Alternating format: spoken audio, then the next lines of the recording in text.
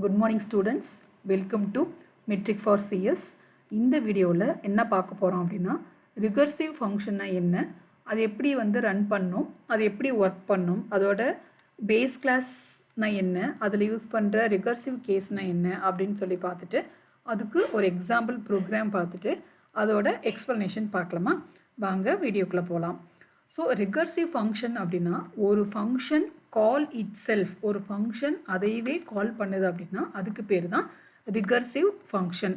Recursive function என்ன பர்பஸ்க்காக use பண்ணுறோம் அப்படின்னா ப்ராப்ளமை சால்வ் பண்ணுறதுக்காக யூஸ் பண்ணுறோம். ஸோ எப்படி சால்வ் பண்ணுறோம் அப்படின்னா ஸ்மாலர் பார்ட்டாக பிரிச்சுக்கிட்டு தென் அதோட சப் ப்ராப்ளத்துக்கு நம்ம சொல்யூஷன்ஸ் கண்டுபிடிக்கிறோம். ஸோ அப்படி கண்டுபிடிக்கிறப்ப நம்மளால் ஈஸியாக நம்மளால் ரிகர்சிவ் ஃபங்க்ஷனுக்கு அந்த ப்ராப்ளத்துக்கு ரிகர்சிவ் ஃபங்க்ஷன் மூலமாக சொல்யூஷன்ஸ் ஃபைண்ட் பண்ண முடியும். ஸோ அதுக்கு நமக்கு என்ன வேணும் அப்படின்னா பேஸ் கிளாஸ் நமக்கு தேவைப்படுது. அந்த பேஸ் கேஸில் என்ன கொடுப்போம் அப்படின்னா ஸோ எந்த கண்டிஷனை அது மெட் பண்ணணும் அப்படிங்கிறத நம்ம பேஸ் கேஸில் கொடுப்போம். ஸோ பேஸ் கேஸ் கண்டிஷனை மெட் பண்ணிடுச்சு அப்படின்னா ஆட்டோமேட்டிக்காக ரிகர்ஷனை ஸ்டாப் பண்ணிடும். ஸோ ஒரு ஃபங்க்ஷன் அதையவே கால் பண்ணிக்கிச்சுன்னா அதுக்கு பேர் தான் ரிகர்சிவ் ஃபங்க்ஷன். ரிப்பீட்டடாக கால் பண்ணிக்கிச்சுன்னா அதுக்கு பேர் ரிகர்சிவ் ஃபங்க்ஷன் அப்படின்னு சொல்கிறோம். எது வரைக்கும் அது ரிப்பீட் ஆகிட்டே இருக்கும் அப்படின்னா எப்போ பேஸ் கண்டிஷனை அது மீட் பண்ணுதோ அது வரைக்கும் அந்த ஃபங்க்ஷன் ரிப்பீட் ஆகிட்டே இருக்கும். தென் இதுக்கு எக்ஸாம்பிள் என்ன சொல்லலாம் அப்படின்னா ரெண்டு பேரலாக இருக்க மிரரை ஃபேஸிங் ஈச் அதராக வைக்க போகிறோம். ஸோ அப்படி வைக்கிறப்ப ரெண்டு மிரரும் ரெண்டையும் ஃபேஸ் பண்ணிகிட்ருக்கோம் இல்லையா?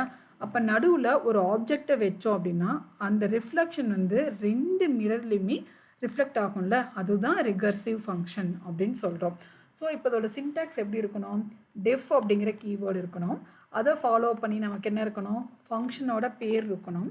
ஏன்னா காலிங் ஃபங்க்ஷன்லேருந்து கால்டு ஃபங்க்ஷனுக்கு தான் நம்ம கண்ட்ரோலை பாஸ் பண்ண போகிறோம். அப்படி பாஸ் பண்ணுறப்ப அதோட நேம் ஸ்பெல்லிங் மிஸ்டேக் இல்லாமல் எந்த நேமை நம்ம காலிங்கில் யூஸ் பண்ணுறோமோ அதை தான் நம்ம இங்கே கால்டுலேயே யூஸ் பண்ணணும்.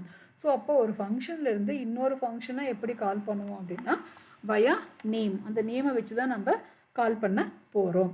தென் ஃபங்க்ஷன் நேமுக்கு அடுத்து என்ன கொடுக்கணும் அப்படின்னா இதில் பெராமீட்டர் கொடுப்போம். ஸோ இங்கே ஒரு வேல்யூ பாஸ் பண்ணுவோம், அந்த வேல்யூ பேர் ஆர்கியூமெண்ட்டுன்னு சொல்கிறோம். இங்கே பாஸ் பண்ணுற ஆர்கியூமெண்ட்டை இங்கே ரிசீவ் பண்ணோம் இல்லையா, அந்த வேரியபிள் பேர் தான் பெராமீட்டர் அப்படின்னு சொல்கிறோம். தென் இதுக்குள்ளே கொடுக்குற ஸ்டேட்மெண்ட் எல்லாமே ரிகர்சிவ் காலோட ஸ்டேட்மெண்ட். தென் இப்போது பேஸ் கேஸ்னால் என்ன, ரிகர்சிவ் கேஸ்னால் என்னன்னு சொல்லி பார்க்கலாம் வாங்க. பேஸ் கேஸ் அப்படிங்கிறது ரிகர்சிவ் ஃபங்க்ஷனில் யூஸ் பண்ணுற கண்டிஷனுக்கு பேர் தாங்க பேஸ் கேஸ். ஸோ அந்த பேஸ் கண்டிஷன், அந்த பேஸ் கண்டிஷன் எதுக்காக யூஸ் பண்ணுறோம் அப்படின்னா ஸோ ஒரு ரிகர்சிவ் ஃபங்க்ஷன் அதை திரும்ப கால் இட் செல்ஃப் அப்படின்னு சொல்கிறோம் இல்லையா, அதை ஸ்டாப் பண்ணுறதுக்காக கொடுக்கறதுக்கு பேர் தான் பேஸ் கண்டிஷன். அது மட்டும் இல்லாமல் அது எண்ட்லெஸ் லூப்பாக இருந்தது அப்படின்னா அதை ப்ரிவென்ட் பண்ணுறதுக்கு நமக்கு பேஸ் கேஸ் ஹெல்ப் பண்ணுது. இது எந்த ஃபார்மில் இருக்கும் அப்படின்னா ரொம்ப சிம்பிளஸ்ட் ஃபார்ம் தான் ப்ராப்ளத்தை சால்வ் பண்ணுறதுக்காக யூஸ் பண்ண போகிறோம். ஸோ நம்ம ரிகர்சன் இல்லாமலே பேஸ் கேஸ் மூலமாக கூட நம்மளால் சொல்யூஷன் ஃபைண்ட் பண்ண முடியும். செகண்ட் கேஸ் பேர் ரிகர்சிவ் கேஸ். இந்த ரிகர்சிவ் கேஸ் அப்படின்னா என்னென்னா ரிகர்சிவ் கேஸ் அப்படிங்கிறது இந்த ரிகர்சிவ் ஃபங்க்ஷனில் யூஸ் பண்ணுற ஒன் ஆஃப் த பார்ட். அதாவது ஒரு ஃபங்க்ஷன் திரும்ப கால் பண்ண போகுது. ஸோ அப்படி கால் பண்ணுறப்ப ரொம்ப ஸ்மாலராகவும் அதோட இன்புட் ரொம்ப சிம்பிளாகவும் தான் இருக்கும். ரொம்ப நிறையா லைன்ஸ்லாம் அது கால் பண்ணாது. ஒரு 2 to 3 லைன்ஸ் அந்த மாதிரி ரொம்ப ஸ்மாலர் இருக்க லைன்ஸை வச்சு தான் நம்ம இந்த ஃபங்க்ஷன் ரிகர்சிவை கால் பண்ண போகிறோம். ஸோ ஒவ்வொரு டைமும் இந்த ஃபங்க்ஷன் இந்த ரிகர்சிவ் கேஸ் ரன் பண்ணுறப்ப என்ன பண்ணோம் அப்படின்னா ரொம்ப க்ளோஸராக எதுக்கு பேஸ் கிளாஸுக்கு ரொம்ப க்ளோஸராக போயிட்டு தான் வரும். ஏன்னா பேஸ் கேஸை மிட் பண்ணிருச்சு அப்படின்னாவே நம்ம என்ன சொன்னோம், ரிகர்ஷனை ஸ்டாப் பண்ணிடும் அப்படின்னு சொன்னோம். ஸோ அதுக்காக ஒவ்வொரு டைம் இந்த ரிகர்சிவ் கேஸ் எக்ஸிக்யூட் பண்ணுறப்பையும் அது ஆட்டோமேட்டிக்காக come closer to the base class போயிட்டு வரும். ஸோ பேஸ் கிளாஸு கண்டிஷனை சாட்டிஸ்ஃபைடு பண்ணிருச்சு அப்படின்னா ஆட்டோமேட்டிக்காக ரிகர்ஷன் நமக்கு அங்கே ஸ்டாப் ஆகும். ஸோ இதை தான் ஒரு எக்ஸாம்பிள் ப்ரோக்ராம் வச்சு பார்க்க போகிறோம். ஸோ எந்த எக்ஸாம்பிள் அப்படின்னா ஃபேக்டோரியல் எக்ஸாம்பிளாக எடுத்திருக்கேன். இதுக்கு முன்னாடி நான் 2 வீடியோஸ் நான் போட்டிருக்கேன், அப்லோட் பண்ணியிருக்கேன். ஃபஸ்ட்டு வீடியோவில் ஒரு நார்மல் பிகினராக இருந்தீங்க, பைத்தான் பிகினராக இருந்தீங்க அப்படின்னா எப்படி வந்து ஃபேக்டோரியல் ரைட் பண்ணணும் அப்படின்னு சொல்லி ஒரு வீடியோ போட்டிருக்கேன். தென் அதுக்கு அடுத்த வீடியோ என்ன போட்டிருக்கோம் அப்படின்னா, ஒரு ஃபேக்டோரியல் ப்ரோக்ராமை எப்படி வந்து ஃபங்க்ஷனை யூஸ் பண்ணி ரைட் பண்ணுறதுன்னு சொல்லி போட்டிருந்தேன். இந்த வீடியோவில் அதோட கண்டினியூவேஷனாக ஃபேக்டோரியல் ப்ரோக்ராமை எப்படி ரிகர்சிவ் ஃபங்க்ஷன் வச்சு யூஸ் பண்ணுறது அப்படின்னு சொல்லி போட்டிருக்கேன். ஸோ இப்போ இந்த லைன் போட்டிருக்கோம் இல்லைங்களா, இந்த லைன் எதை மென்ஷன் பண்ணுது அப்படின்னா, எதுக்காக இந்த லைன் அப்படின்னா ஒரு ஜீரோ இன்டென்டேஷனுக்காக நம்ம போட்டிருக்கோம். ஸோ அப்போ பைத்தானில் வெரி ஃபஸ்ட்டு லைனாக எது எக்ஸிக்யூட் ஆகும் அப்படின்னா ஜீரோ இன்டென்டேஷன் லைனில் இருக்க ஸ்டேட்மெண்ட் தான் எக்ஸிக்யூட் ஆகும். அப்போ இங்கே பார்த்தீங்கன்னா இந்த டெஃப்ங்கிறது ஜீரோ இன்டென்டேஷனில் தான் இருக்குது, இந்த ஃபஸ்ட்டு பிரிண்ட்டுங்கிறதும் ஜீரோ இன்டென்டேஷனில் தான் இருக்குது. அப்போ இந்த ரெண்டு ஸ்டேட்மெண்ட்டில் எது நமக்கு ஃபஸ்ட்டு எக்ஸிக்யூட் ஆகும் அப்படின்னா இந்த டெஃப்ங்கிறது நமக்கு எக்ஸிக்யூட் ஆகாது.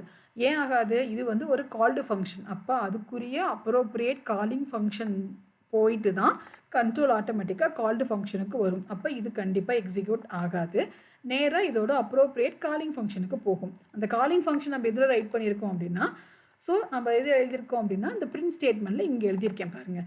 அப்போ எப்படி கண்டுபிடிக்கிறேன் இதோட அப்ரோப்ரியேட் ஸ்டேட்மெண்ட் தான் அப்படின்னா எப்படி கண்டுபிடிக்கிறோம் அப்படின்னா அதோட நேமை வச்சு தான் கண்டுபிடிக்கிறோம். இங்கே நேம் என்ன கொடுத்துருக்கேன்? ஃபேக்ட்னு கொடுத்துருக்கேன். அதே பேர் தான் நம்ம இங்கேயும் யூஸ் பண்ணியிருக்கோம். அப்போ இதோட அப்ரோப்ரியேட் கால்டு ஃபங்க்ஷன் இதுதான் அப்படின்னு சொல்லி நமக்கு எக்ஸிக்யூட் பண்ண போகுது. தென் இப்போ இதில் என்ன கொடுத்துருக்கோம்? ஜீரோ அப்படிங்கிற ஒரு ஆர்கியூமெண்ட் பாஸ் பண்ணுறேன். அப்போ இந்த ஆர்கியூமெண்ட்டை ரிசீவ் பண்ணுறதுக்கு ஒரு பெராமீட்டர் வேணும் இல்லையா, அந்த பெராமீட்டர் எங்கே எழுதுவோம்? கால்டு ஃபங்க்ஷனை எழுதுவோம். அப்போ நேராக இந்த லைன் தான் நமக்கு ஃபஸ்ட்டு எக்ஸிக்யூட்டபிள் லைனாக இருக்க போகுது. கண்ட்ரோல் இங்கே வரும். தென் பிரிண்ட்டுக்குள்ளே நம்ம ஃபங்க்ஷனை கால் பண்ணியிருக்கோம். தென் மறுபடியும் கண்ட்ரோல் இங்கேருந்து அதோட கால்டு ஃபங்க்ஷனுக்கு போகுது. ஸோ அங்கே டெஃப்ங்கிற கீவேர்ட், ஏன்னா அது ஃபங்க்ஷன், ஸோ ஆட்டோமேட்டிக்காக டெஃப்ங்கிற கீவேர்டு இருக்கணும். தென் ஃபேக்ட்டுங்கிறது ஃபங்க்ஷனோட பேர், அதில் யூஸ் பண்ணுற பெராமீட்டர் தான் n அப்படின்னு சொல்கிறோம்.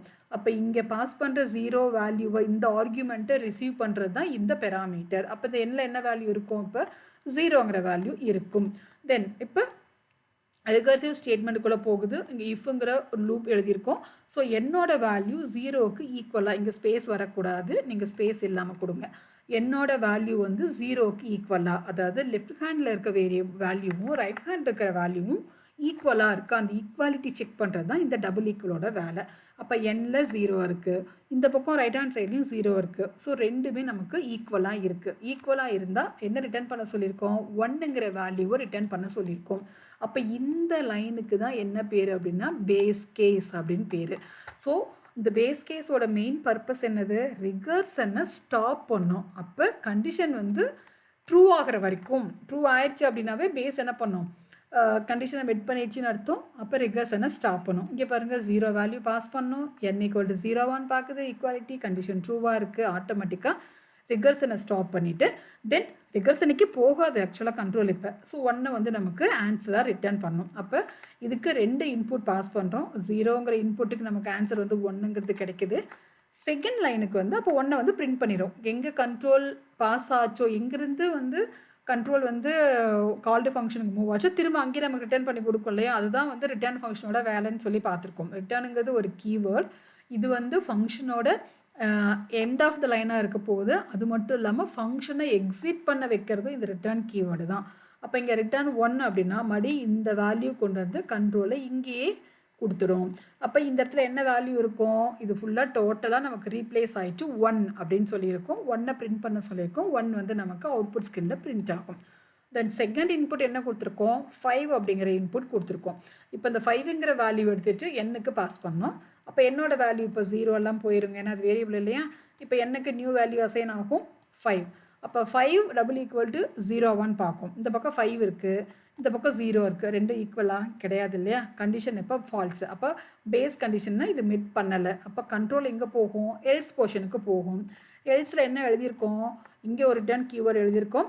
தென் இங்கே சம் கைண்ட் ஆஃப் ஒரு ஸ்டேட்மெண்ட் எழுதியிருக்கேன். என்ன எழுதியிருக்கேன்? n வேல்யூவோட ஃபேக்ட் ஆஃப் n-1. இதுக்கு பேர் தாங்க ரிகர்சிவ். ஏன் இது பேர் ரிகர்சிவ்னு சொல்கிறோம்?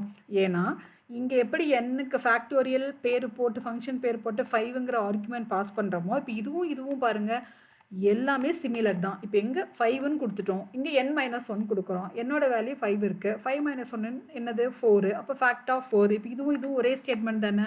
அப்போ இந்த ஃபங்க்ஷன் அதையவே மறுபடியும் கால் பண்ண போகுது. அப்போ இங்கே 4ங்கிற வேல்யூ எடுத்துகிட்டு மறுபடியும் வந்து ஆட்டோமேட்டிக்காக கால்டு ஃபங்க்ஷன் போகும். இது எத்தனை டைம் ரிப்பீட் ஆகும்? இப்போ இங்கே 5 இருக்கும், 5க்கு பக்கத்தில் என்ன இருக்கும், 5 - 1 4 கொடுத்துருக்கோமா, அப்போ 4 இருக்கும், ஃபேக்ட் ஆஃப் 4 எடுத்துகிட்டு போகும்.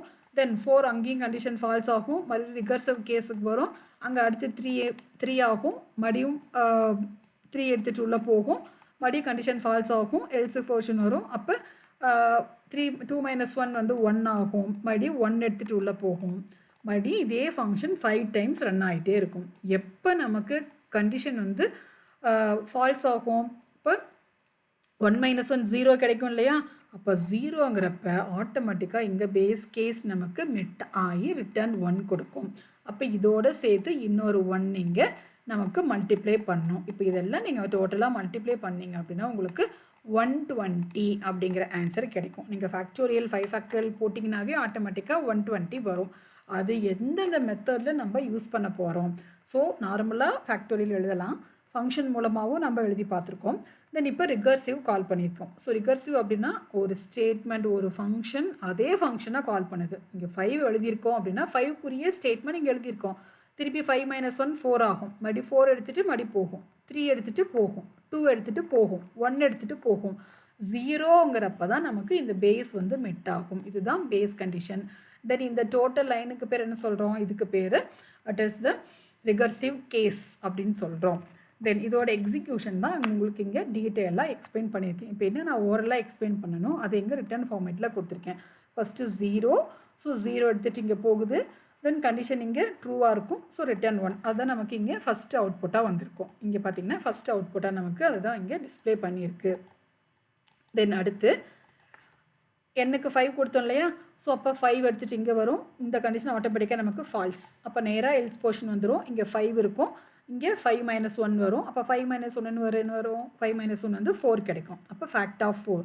இதுதான் நம்ம இங்கே கொடுத்துருந்தோம் பாருங்கள். இந்த ஸ்டேட்மெண்ட்டும் சேம் தான். அப்போ அந்த ஃபங்க்ஷன் அதையவே கால் பண்ணுது. அப்போ ஆட்டோமேட்டிக்காக மறுபடியும் கண்ட்ரோல் எங்கே போகும் அப்படின்னா மேலே போகும், இங்கே கண்டிஷன் ஃபால்ஸ் ஆகும், திருப்பி ஆட்டோமேட்டிக்காக ரிட்டர்ன் இங்கே வரும்.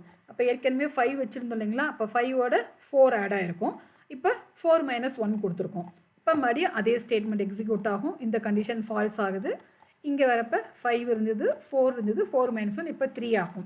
இப்போ அடுத்து என்ன ஆகும், 3 - 1 நமக்கு 2 ஆகும். அடுத்து என்ன ஆகும், 2 - 1 1 ஆகும். அடுத்த ஸ்டேட்மெண்ட் தான் இம்பார்ட்டன்ட். 1 - 1 என்ன ஆகும், 0 ஆகும். அப்போ என்னோட வேல்யூ இப்போ 5லேருந்து 4 ஆகிட்டு 3 ஆகிட்டு 2 ஆகிட்டு 1 ஆகும். 1க்கு அப்புறம் 0 ஆகும். 0ங்கிறப்ப நமக்கு இங்கே இந்த பேஸ் கண்டிஷனே ட்ரூ ஆகிடும்.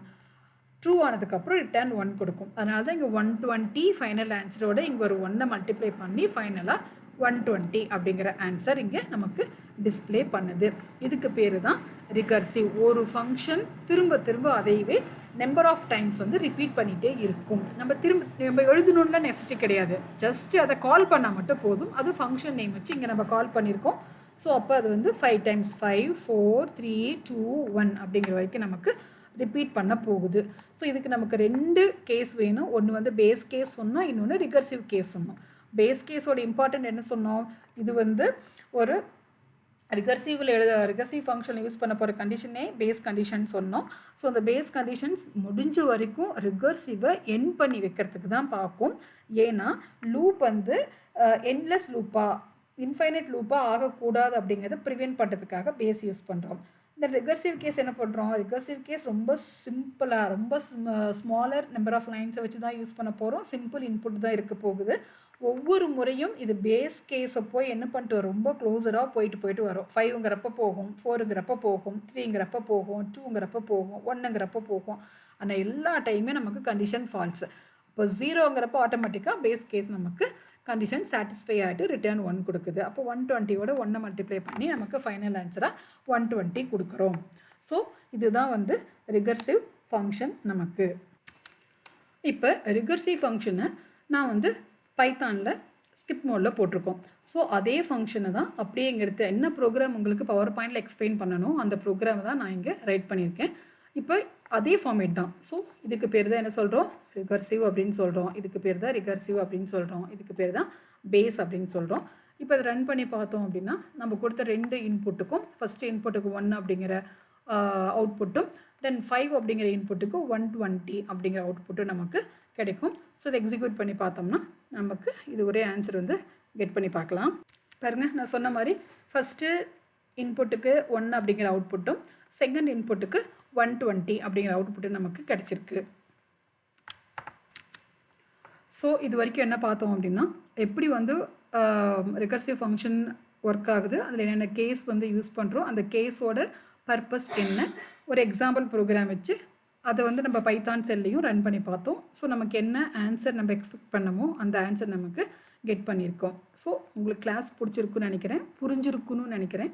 ஸோ உங்களுக்கு கிளாஸ் புரிஞ்சிருந்தா ஸோ நீங்கள் என்னோடய சேனலை சப்ஸ்கிரைப் பண்ணுங்கள், லைக் பண்ணுங்கள், உங்கள் ஃப்ரெண்ட்ஸ்க்கும் ஷேர் பண்ணுங்கள். உங்களுக்கு ஏதாவது டாபிக் வேணும் அப்படின்னா எனக்கு கமெண்டில் கொடுங்க, நான் அந்த டாபிக் எடுத்து உங்களுக்கு அப்லோட் பண்ணுறேன்.